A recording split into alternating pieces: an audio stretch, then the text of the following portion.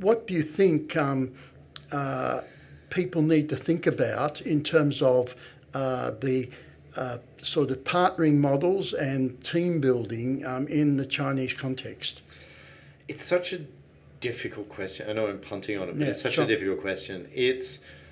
So, for example, I look at big companies. So we'll go to the big companies first. Yep. I actually think a lot of these big companies increasingly should be separating their businesses in China and just having a completely localized team in China with a local strategy with these kind of things. And the reasons I say that is, one, the market is large enough and the opportunity is large enough to justify the loss of advantages of scale. You know, the loss of Sure. a global website or whatever.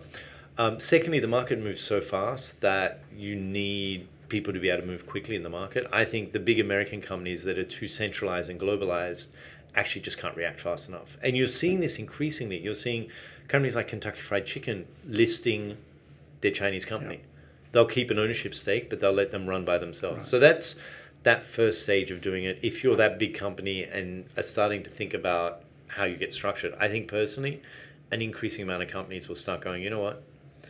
And on top of it, I don't think the senior management want to worry about China as much. Like, you take that off their plate, they can focus focus on other markets of growth and leave the local Chinese management to do it.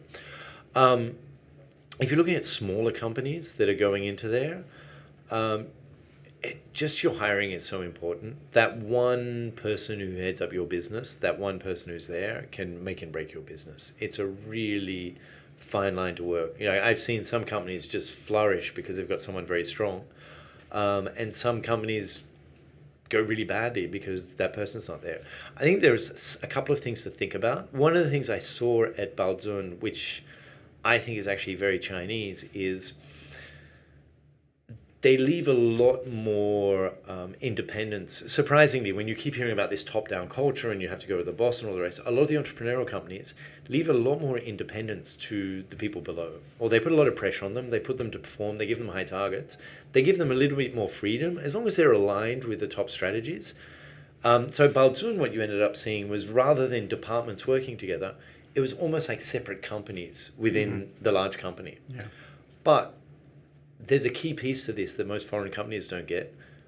When you do that, you also need to mean financially that it's aligned as well. So we would have someone who's in charge of a department would get a percentage of the sales that she generated, rather than, oh, here's your bonus at the end of the year, 1 month of salary. She would get a genuine percentage of the sales, and she felt tied to the company that way as well.